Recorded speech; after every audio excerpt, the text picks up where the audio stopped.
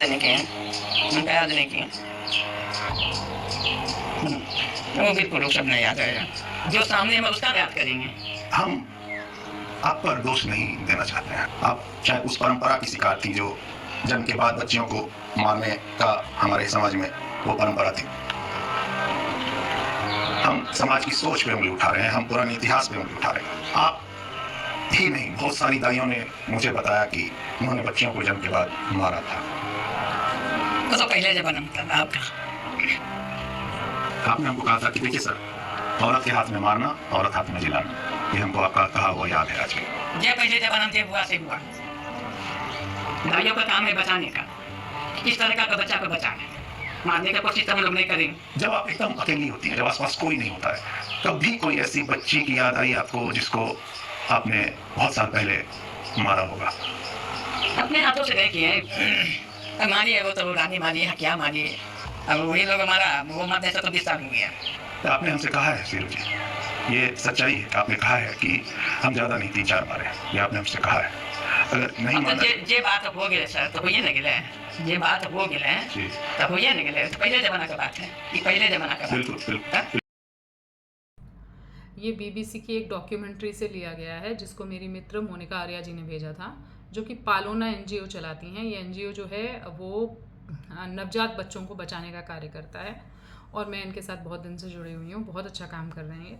मुझे ये डॉक्यूमेंट्री भी बहुत अच्छी लगी, उससे मुझे कोई आपत्ति नहीं है क्योंकि ऐसे मैंने भी बहुत सारे किस्से सुने हैं। ठीक है, ये डॉक्यूमेंट्री थी इस बारे में कि कैसे पैदा हुई बच्चियों को मार दिया जाता है। ठीक है, ये दाइयाँ मारती हैं, ये इनका काम होता है। मुझे जिस चीज़ ने डिस्टर्ब किया वो ये कि ठीक है, इन्होंने पितृसत्ता और दहेज और पूरी दुनिया भर की चीज़ों का पर आरोप लगाया और ये कह दिया कि देखिए आपकी तो कोई गलती नहीं है, आपका दोष हम नहीं दे रहे हैं, दोष तो उस समाज का है। ठीक है, अब ये जो क्राइम हुआ है, क्योंकि आप, मैं मानती हूँ चाहे आप नवजात बच्चे को मारें या किसी बड़े को, वो आप एक ह्यूमन की हत्या तो कर ही रहे हैं। ठीक है, तो ये हत्या है, तो ऐसा आप पूरे समाज, दुनिया, देश, परंपरा, ये परंपरा नहीं है पहली बात तो, ये हत्या है। ठीक है, उसको हत्या की दृष्टि से देखना चाहिए। हालांकि मुझे इन पत्रकार महोदय से बिल्कुल कोई शिकायत नहीं है, बहुत ज़्यादा अच्छा काम किया है।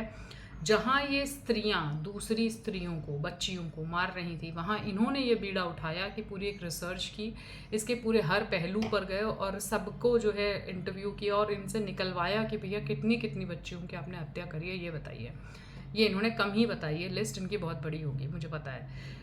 ऑन कैमरा ऑब्वियसली ये थोड़ा डर के बोली हैं। तो बात ये है कि हत्याएं तो हो रही थी, आपको पता भी है हत्या कौन कर रहा है, मगर आप पकड़ेंगे नहीं।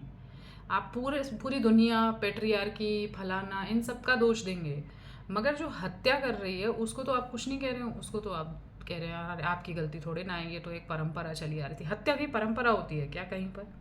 दूसरी बात जो मैं एड्रेस करना चाहूँगी, जो मैं 12 साल पहले के एक वीडियो में भी बोल चुकी हूँ, आप दहेज ये वो कुछ भी कह लीजिए, बात सिंपल सी ये है कि आप लोगों ने एक विवाह जैसी चीज़ को किया है कॉम्प्लिकेट। ठीक है, बहुत कॉम्प्लिकेट कर दिया आपने।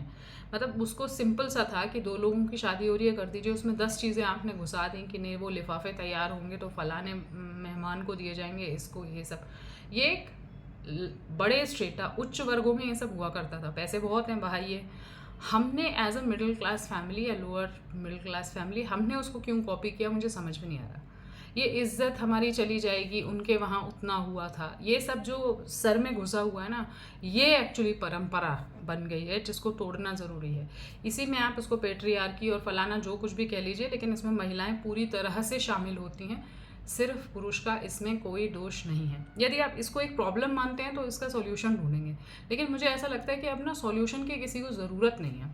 ज़्यादातर लोग क्रिबिंग करते रहते हैं। क्रिबिंग माने रोते रहना किसी एक प्रॉब्लम को लेके कि अरे ये प्रॉब्लम हो गई है, देखिए ऐसे तो बहुत सालों से चला आ रहा है, हम लोग से ऐसे कहा जाता है फलाना, और आप बस रोते जा रहे हैं, पीढ़ी दर पीढ़ी आप बस रोते जा रहे हो उस बात को लेके। उसका आपके पास कोई ना समाधान है, ना आप समाधान निकालना चाहते हैं। तो इसका सिंपल सा समाधान ये था कि जिसने ये हत्याएं की हैं उसको गिरफ्तार करके उससे जुड़े हुए तार, कौन कहाँ किसकी बच्ची थी, किसने ये किया, आप वो करते कार्रवाई, लेकिन आप नहीं करते हैं। हाँ, लेकिन जब किसी के ऊपर आप दहेज प्रताड़ना का आरोप लगाएंगी लड़कियां, तो उसमें अगर बच्ची बीच में हुई तो आप ज़रूर ज़बरदस्ती का ये इल्ज़ाम घुसेड़ देंगे कि इसने जो है प्रीनेटल टेस्ट करवाया था और फिर जो है मेरी बच्ची को अबॉर्ट करवाने की कोशिश की। मतलब ये सिर्फ वहाँ पर यूज़ होगा ऐसे, या मिसयूज़ जिसको आप लोग कहते हैं, मैं तो कहती हूँ परफेक्टली यूज़ होगा, क्योंकि क्या है उससे इल्ज़ामों में वो आता है। और ऐसी वाली डॉक्यूमेंट्रीज देख के लोग बैठे हुए हैं तो कहेंगे हाँ पक्का किया होगा। ये कहीं और की बात है, किसी और सिनेरियो की बात है, लेकिन उसको जोड़ दिया जाएगा कहीं दूसरी जगह से जिस लड़के ने सोचा भी नहीं था कि मेरे को ऐसा करवाना है। ठीक है, तो ये हमारा जो देश है ना, वो इतनी डाइवर्सिटी है यहाँ पर कि कहीं पर तो कुछ और सोचा जाता है और दूसरी जगह पर कुछ और सोचा जाता है। मगर यहाँ की मतलब एक जगह के प्रॉब्लम्स को उठाकर आप दूसरी जगह को प्रोजेक्ट करते हैं कि देखो सब जगह ऐसा ही हो रहा है। ऐसा नहीं होता है। यहाँ पर एक जगह की प्रॉब्लम थी ये, वहाँ पर ये बातचीत होनी चाहिए कि ये क्यों हुआ, कैसे हुआ और कैसे आप अनकॉम्प्लिकेट कर सकते हैं विवाह जैसी चीज़ को। मगर वो होगा नहीं, मुझे पता है। आज भी अगर किसी हमारे घर में ही आसपास आप देख लीजिए, किसी की शादी तय हो, बजाय इसके कि आप लड़का लड़की को बिठा करके सामंजस्य कैसे स्थापित करेंगे, इतने लोग हैं हमारे घर में, ऐसे खाना बनता है, उठने बैठने का तरीका ये है, ये सारी बातें होनी चाहिए। फाइनेंसेस डिस्कस होने चाहिए, ब्लड आपका जो ग्रुप क्या है उस पर डिस्कशंस होने चाहिए, एस्पिरेशंस क्या हैं ज़िंदगी को लेके, एक्सपेक्टेशंस क्या हैं ना, ये बातें नहीं होंगी। बातें होंगी किसको कितनी साड़ियाँ देनी हैं, शगुन के लिफाफे कितने बनेंगे, गिफ्ट्स में क्या क्या दिया जाएगा। ये मुझे लगता है ये अब प्रायोरिटी रह नहीं गया है। सबके पास सब कुछ अवेलेबल हो गया है, एक ऐसी स्थिति आ गई है। मैं इसको उससे उन इन्फेटिसाइड से क्यों जोड़ रही हूँ, एकदम कोरिलेटेड है। क्योंकि जब इस तरह की हत्याएं बच्चियों की होती हैं तो ये सब बीच में आता है कि अरे जब शादी करते हैं इन बच्चियों की तो बहुत खर्चा करना पड़ता। कौन करता वो खर्चा? आप ही लोग तो करते। आप ही लोग तो असली चीज़ पे खर्च नहीं करके कहीं और खर्च करते हैं और फिर उसको एक मुद्दा बनाते हैं और फिर पीढ़ी दर पीढ़ी जो है वो ट्रॉमा ट्रांसफ़र होता है। तो आप सोच करके देखिएगा कि जिस तरह से इस महिला को शील्ड दी गई कि अरे आपका दोष थोड़ी ना है, परंपरा मारने की कोई परंपरा थोड़ी ना होती है। मैं बार बार कह रही हूँ, आप फिर से सोच करके देखिएगा कि क्या इसको अनकॉम्प्लिकेटेड किया जा सकता है? क्या ये जीवन बचाए जा सकते थे यदि हम अपने जीवन को अनकॉम्प्लिकेट, सीधा साधा, सिंपल बनाने की कोशिश करें? तो मुझे बहुत तकलीफ़ हुई, डिस्टर्बिंग लगा ये देखकर पूरी की पूरी डॉक्यूमेंट्री। मैं लिंक में दे दूँगी, यदि आपको देखनी हो तो आप देखिएगा और बताइएगा उसमें लूप होल्स कहाँ कहाँ हैं। नमस्कार।